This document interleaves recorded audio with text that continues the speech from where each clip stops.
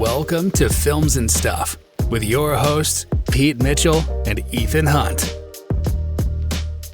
Hi, everybody. Welcome back to the Films and Stuff podcast. I'm Ethan, joined as always by most valuable Pete. Hey, Pete. How's it going? It is Saturday morning. If I've said it once, I've said it 300 times. Saturday mornings are meant for the weekly stream or skip segment. I know what that means. You know what that means. Weekly listeners know what that means. But we've got some newbies / rookies tuning in today for among the first time. So, Pete, in 15 seconds or less, can you take a deep breath and just remind everybody, what is Stream or Skip all about? All righty. So Ethan and I have prepared a list of TV shows for each other to watch. Every week, we randomly assign each other one of those shows to watch. We watch 2 episodes if it's a series or 30 minutes if it's a feature-length program. And on that basis, we determine if that show is worthy of being streamed or skipped. And that is why we have named the segment Stream or Skip. Without further ado, Pete, we were both on Netflix this week. Okay. So big judgment day for Netflix. I assigned you something called The Survivors. Yep. On Netflix. Tell me, you watched it. What did you think? All right. So The Survivors is an Australian miniseries, only 6 episodes. It's set in a very quaint little beach town. You know, think like one of those East Coast beach towns that only gets visitors every summer. And it opens with a massive storm on the water, and 2 boys are in a boat rescuing someone who's out in the ocean. Okay. And that boat capsizes. It flips over in the storm, and those 2 boys die. But the 3rd boy who was in the water survives, right? Okay. And the story immediately picks up 15 years later, and that boy has come back to that beach town for the first time in 15 years. And there's clearly tension, right? He's blamed for the deaths of those 2 kids in the boat. Okay. One of whom is his brother. Oh. Yeah. Dramatic. So, you know, his mother has issues with him. Oh, geez. The other boy's father has issues with him. The other boy's brother has issues with it. Like, it's one of those things, right? All right. While the 2 boys who died at that storm were the centerpiece story, in that same storm, another girl also dies or went missing, rather. But her story was never really publicized. Unrelated? Unrelated. Okay. Or so it seems. Ha ha ha. Right. And then 15 years later, when this guy comes back for the first time on the anniversary of the death, you find out that another person has gone missing. And you're just like, oh, well, now, like, is this a coincidence? Is this not a coincidence? You know, someone was investigating this missing girl from 15 years ago, and now that person has gone missing again and then is found dead. Like, what's going on? It seems like a mystery. Look, it sounds interesting. Okay. But spoiler alert, it is not. Why? Because the acting is super, super horrible and flat and dull. All right. And again, I hate making that criticism because this is somebody's livelihood. These are, you know, these are professional people who are getting paid for this. But it was absolutely hard to watch. As if people off screen had a gun to the actors' families' heads and said, you need to act through this. Otherwise, you know, you're going to lose a loved one. It was absolutely acting at horrible, gunpoint, uninspiring. Like, it was so dull. And it wasn't just one person. It was everybody. No one is convincing. So what could have been an interesting premise was just like awful. So it was an absolute slog to get through the first 2 disappointing, episodes. Huh? Disappointing, huh? Remember we saw that other Australian drama where the guy wakes up in the middle of the desert? I do, he's yeah. lost his memory. Yeah.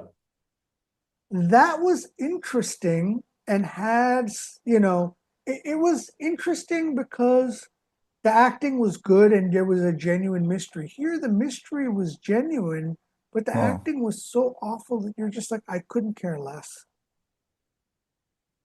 All right. So let me guess. You're going to give the survivors a skip. Oh, yeah. An absolute skip. It was horrible. Ooh, an absolute skip. All right. Let's move on from that. I don't want to say it's a debacle, but obviously it was not great. But that's why we do the work to prevent other people from making the same mistake and wasting their time as well. So let's look at the silver lining or how we make lemons into lemonade for the benefit of our listeners, right? Right. All right. I was also on Netflix assigned something called Billionaires Bunker, a Spanish show, a little bit similar to Survivors. It's got a pretty good premise, but as I'll explain, it falls a little bit flat. Premise: there is a bunker. We start with being introduced to kid. Let's say he's in his like early 20s and he's from a prominent family, dating a girl from a prominent family. They're the perfect couple. They're madly in love, decent to each other, seemingly nice, down to earth folks. They get into a car accident one night. He is driving. He's had something to drink. It's raining and she dies. He survives. He goes to prison for what's the equivalent of like manslaughter. Okay. And in prison, he becomes the target of a lot of folks because they know he's from a prominent family. He's wealthy. To be honest, he's a little bit weak.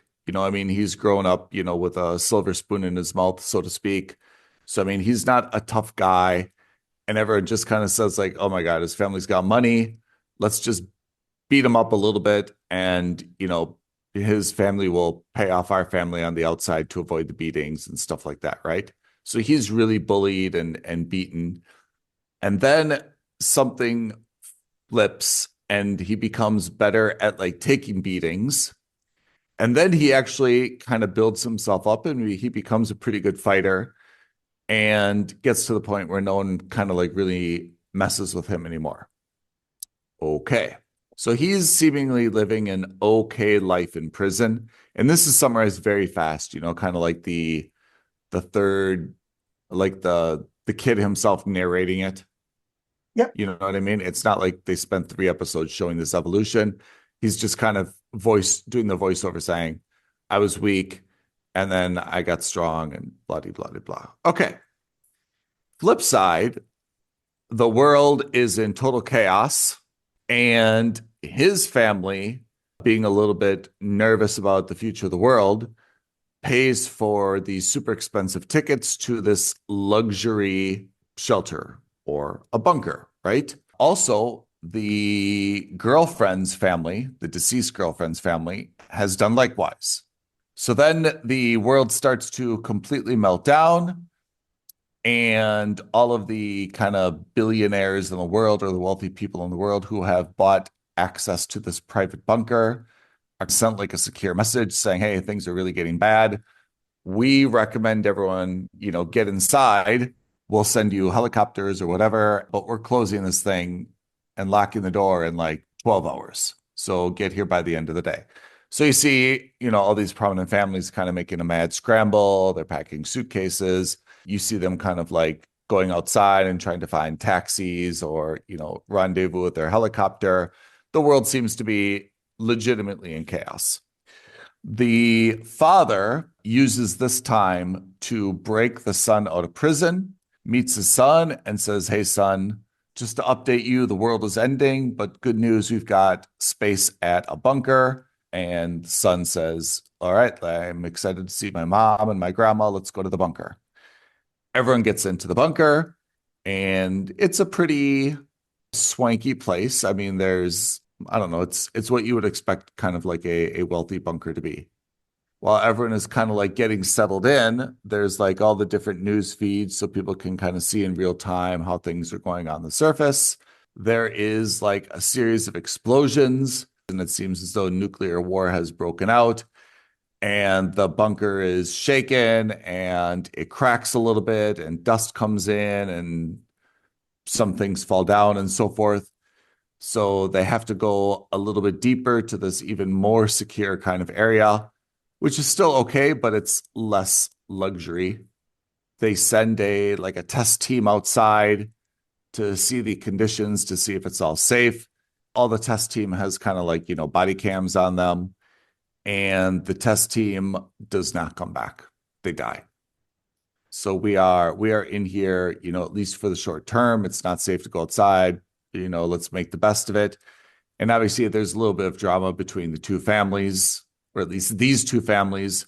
One, they see the kid who's obviously out of prison, and that's a little bit triggering for them. And then the other family is trying to still be respectful of the other family's dead daughter and so forth. What do you think so far? Not terrible, to be honest.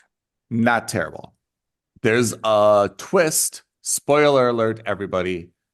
Tune out now if you don't want the spoiler alert. The bunker is fake, and this is a very elaborate scheme to get a number of very, very wealthy people together, secluded, and it seems that they're either going to try to steal money from them while they're indisposed, or do some type of shakedown and blackmail to take their money. There's no world war. There's no nuclear fallout. There's no rescue team that went to the surface to check out the thing and died. All the shaking and quaking was a very elaborate scheme. They pumped in dust, all the things that fell over.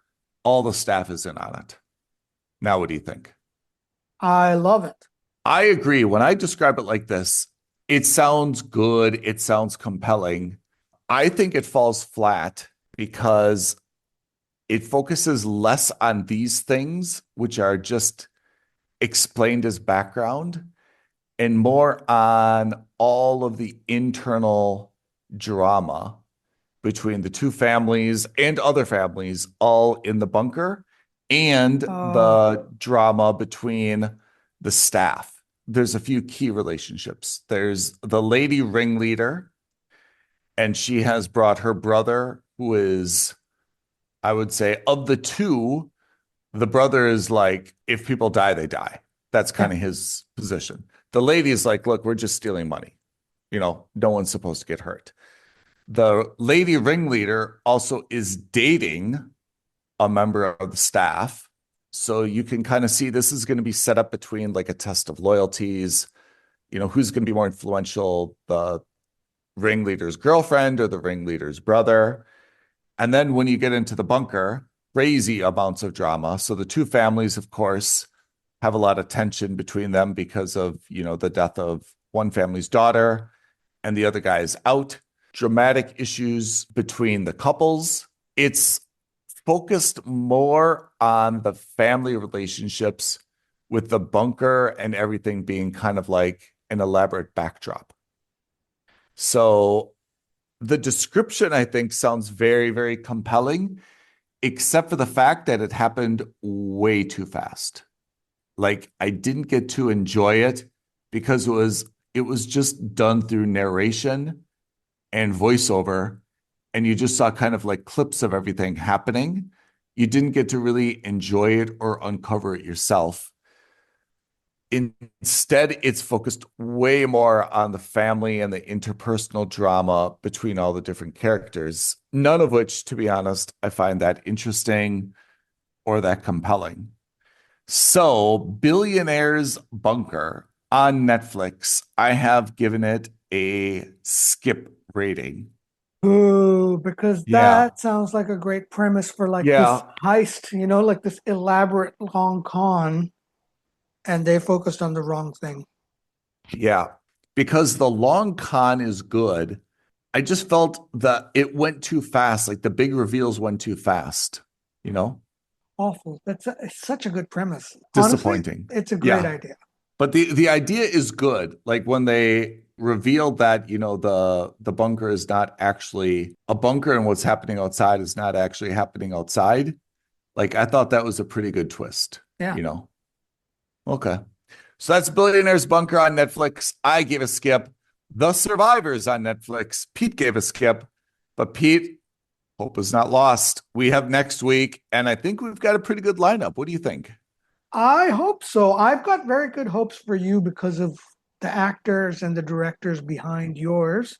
Yeah. You're on Apple TV. You're watching Pluribus with Rhea Seaborn, who had a massive crush on from Breaking Bad. Or, sorry, Better Call Saul. All right, Pete, what did I assign to you? All right, you've assigned to me a Netflix show. It sounds it's like a biopic called The House of Guinness. Uh-huh.